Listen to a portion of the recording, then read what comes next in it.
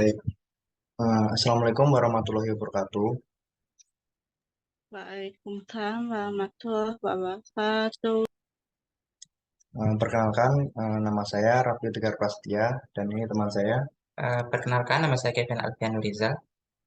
Kami dari kelas D4 OT tingkat 3. Jadi di sini kami ingin melakukan wawancara penelitian metode kualitatif. Sebelumnya, penelitian kami berjudul Eksplorasi Pengaruh Media Sosial Terhadap Produktivitas Mahasiswa Okupasi Terapi di Poltekkes Kemenkes Surakarta. Nah, tujuan penelitian kami yaitu untuk mengeksplorasi pengaruh media sosial terhadap produktivitas mahasiswa OT di Poltekkes Kemenkes Surakarta. Sebelumnya, boleh perkenalan dulu nama dan asalnya dari mana? Baik, Kak. Sebelumnya saya minta maaf karena kemungkinan bagi mas kakak-kakak ya mungkin saya bicaranya mungkin kurang dipahami atau kurang jelas ya, Kak. Terus, perkenalkan saya Maria Indah dari Riau, Bengkalis. Saya kelas saya J4 OTA tingkat 2, Kak. Untuk nama panggilannya siapa? Bisa dipanggil Yaya, Kak. Oh, oke. Jadi langsung saya mulai ya.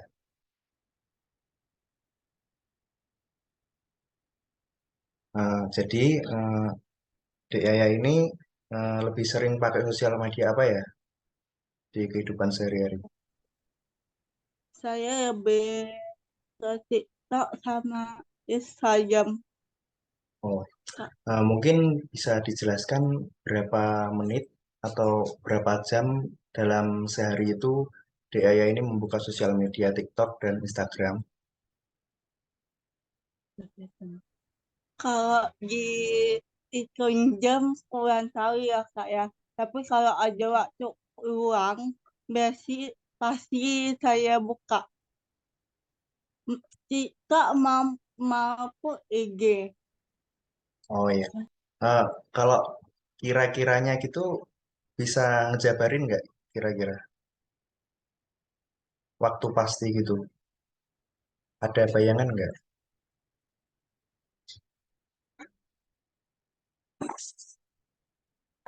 Kurang lebih bisa 5 sampai 6 jam. Oh ya. Terus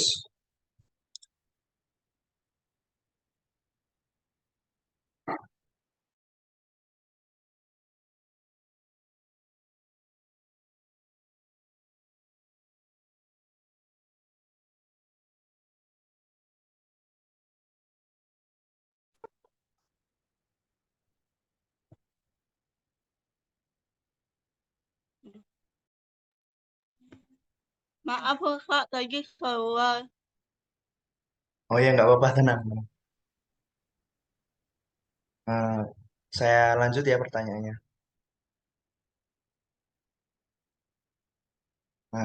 Nah, kan eh, di sini Anda sering menggunakan sosial media nih. Nah, kalau saat Anda itu lebih sering menggunakan media sosial saat perkuliahan dan saat mengisi waktu luang. Mungkin bisa diceritakan hal apa saja yang Anda lakukan di media sosial tersebut.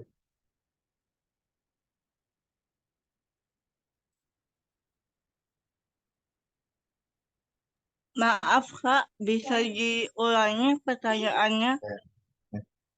Kan kan tadi Anda Dek Yaya ini nyeritain nih sering buka sosial media kayak di TikTok, Instagram, dan lain-lain. Nah,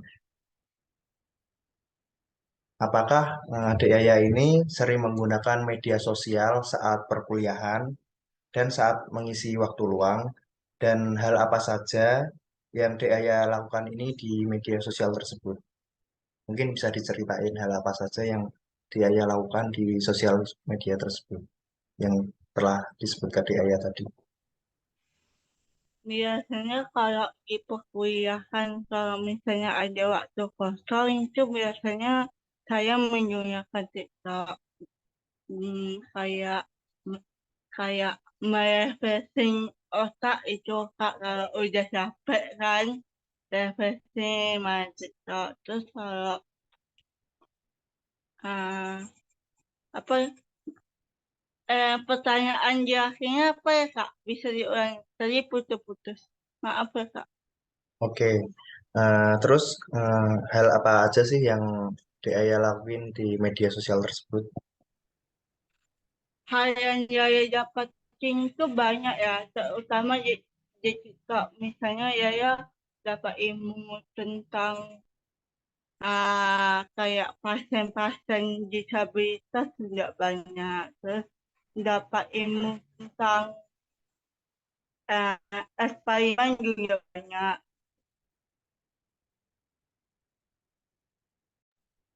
Boleh diulang?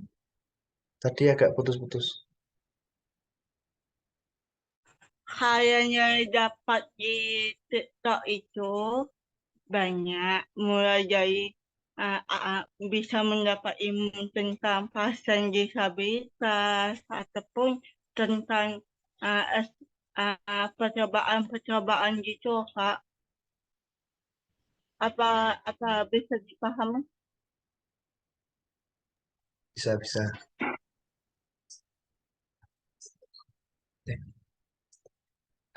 Baik, aku lanjutin ya pertanyaannya. Menurut Dek Yaya nih, apa dengan adanya media sosial dapat berpengaruh nggak terhadap peran sebagai mahasiswa gitu? Jika iya, apakah pengaruhnya itu lebih ke positif atau negatif? Nah, berpengaruh banget sih, Kak. Lebih banyak ke hal positifnya dengan media sosial kita lebih banyak dapat ilmu, juga lebih tahu nih tentang dunia luar. Untuk dampak negatifnya ada nggak dari media sosial ini? Apakah bisa diulangi? Nah, tadi kan Dea kan udah nyebutin nih hal positif yang Dea dapetin dari sosial media. Nah, terus kami mau nanya, kira-kira hal negatif, ada nggak hal negatif yang Dea dapetin nih dari sosial media? Kan nggak mungkin kan selamanya positif itu, pasti kan ada hal negatif meskipun itu dikit. Mungkin bisa dijelaskan hal apa yang nggak sengaja dapat dari sosial media itu. Hal negatifnya itu salah satunya dengan sosial media tersebut ya mungkin susah membagi waktu itu membagi waktu buat belajar mungkin ataupun ibadah mungkin terus lebih ke malasnya Kak gitu.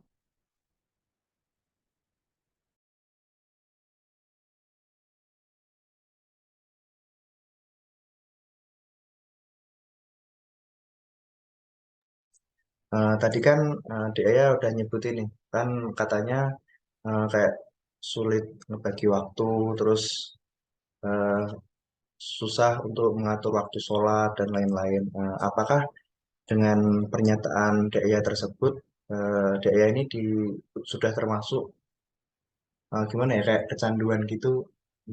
Apakah menurut Dea itu udah termasuk belum?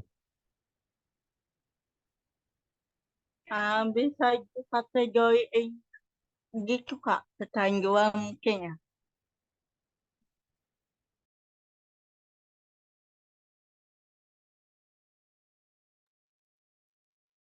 Baik, selanjutnya menurut Dek Yaya nih, apakah dalam bermedia sosial itu berpengaruh nggak terhadap produktivitas Dek Yaya?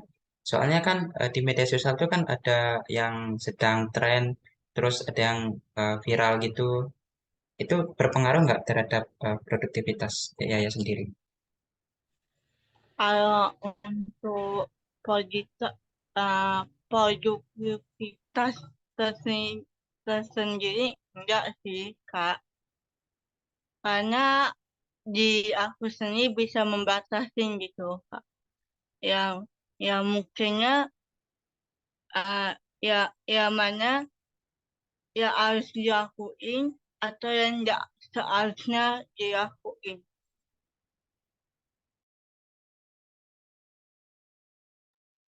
Berarti DIY ini nggak terlalu ngikutin tren-tren atau hal-hal yang viral di media sosial gitu ya? Iya Kak, enggak tahu.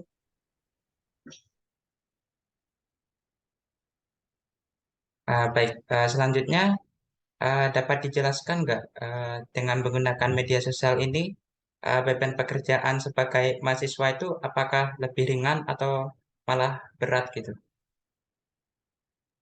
Lebih ringan, lebih ringan sih Kak, karena dengan sosial media tersebut kan kita mendapatkan sepa-sepa lagi kan apa sih pasien autis itu gimana sih kan udah dapat sepa-sepanya kita cari cari ke Google lebih dalamin gitu. Paham ya Kak? Paham, paham.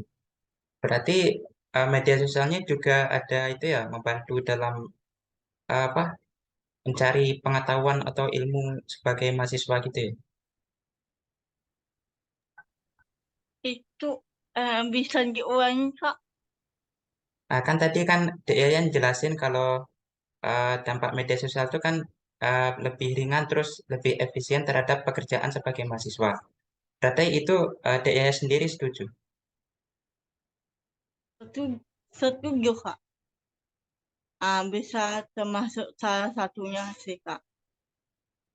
Kan isi TikTok itu kan terkadang ada isinya tuh tentang kalau udah misalnya sekali buka tentang pasien autis isinya pasien pasien disabilitas isinya itu kayak tentang misalnya joget-joget isinya itu.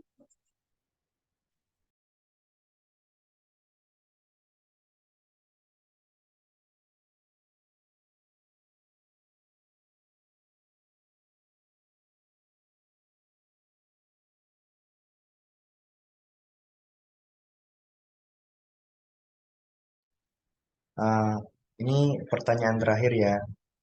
Eh, Menurut Diaya sendiri nih, selama Diaya menggunakan sosial media ini, kayak apa ya?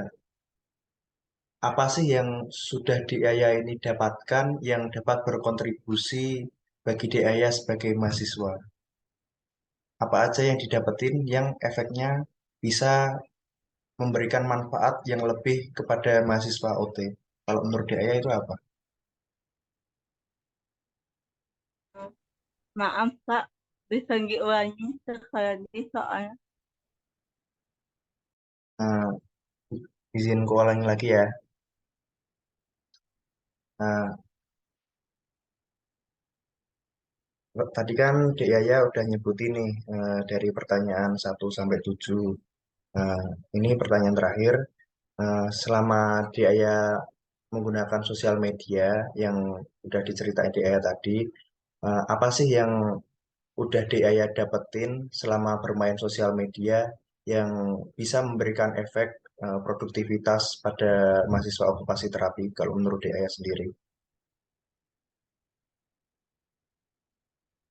Dan dapat ya di sosial media tersebut yang pertama um, saya mendapat imunnya walaupun uh, cuma 40% dari TikTok tersebut terus um, saya di TikTok juga dapat motivasi dapat banyak motivasi untuk mungkin belajar semangat hidup terus di dalam itu juga banyak ilmu tentang dunia luar kesehatan jadi saya bisa bisa bisa tahu itu Kak kayak misalnya bahasa-bahasa mahasiswa sekarang itu apa. Jadi dalam keseharian sebagai mahasiswa bisa saya pakai gitu.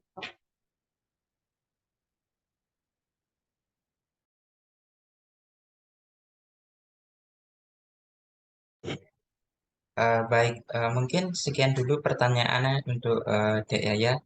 Mungkin Dek Yaya sendiri ada pertanyaan. Hmm, Untuk Mungkin Di Ayah ada pertanyaan, pertanyaan buat kamu. um, ada Kak. Mungkin menurut Kakak nih ya, sosial media yang saya sering pakai, menurut Kakak itu apakah ada manfaatnya? Mungkin apakah menurut Kakak ini ada manfaatnya bagi mahasiswa? Udah kali ini. Aku. Ah, Eh, Kalau menurut aku, sosial media itu 50-50 ya, tergantung kita cara makainya gimana. Kalau dari awal niat kita tuh kayak nyari informasi, terus nyari-nyari pengetahuan, ya apa manfaatnya juga banyak. Tapi kan zaman sekarang kan banyak nih sosial media itu kayak disalahgunakan. Nggak selamanya yang ada di sosial media itu bagus. Kan di sosial media itu nggak ada pembatasan sama sekali kan, kayak informasi hari ini sampai daerah sini secepat kilat, jadi nggak ada pembatasan gitu. Nah, tergantung kita menyaringnya itu seperti apa. Jadi kalau menurut aku sih sosial media itu 50-50 ya, tergantung kita itu gimana. Yang penting kita tahu waktu saja. Jadi kapan harus ini, jangan sampai salah membagi waktu. Kalau menurut aku mungkin ada tambahan dari Mas Kiki. cukup ya. Nah, mungkin di Ayah ada pertanyaan lagi. Kak, boleh satu sekali lagi pertanyaan mungkin? Boleh. Eh, aku minta saran Kak, kan aku sulit membagi waktu kan. Mungkin dari kakak-kakaknya ada motivasi untuk gimana sih cara membagi waktunya gitu. Supaya mungkin jangan terlalu kecanduan sama aplikasi tersebut gitu. Kalau kalau aku kan gini, jadi aku kan datang datang apa di Solo ini kan niatku kan untuk mencari ilmu kan. Jadi balik lagi dari awal. Kalau kita udah dari awal niatnya mencari ilmu, ya kita harus fokus pada,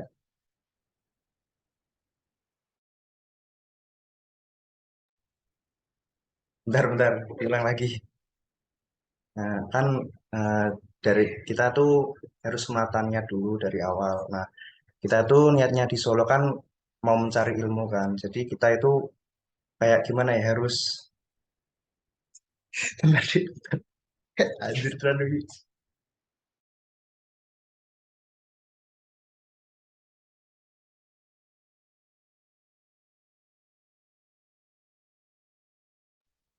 Udah.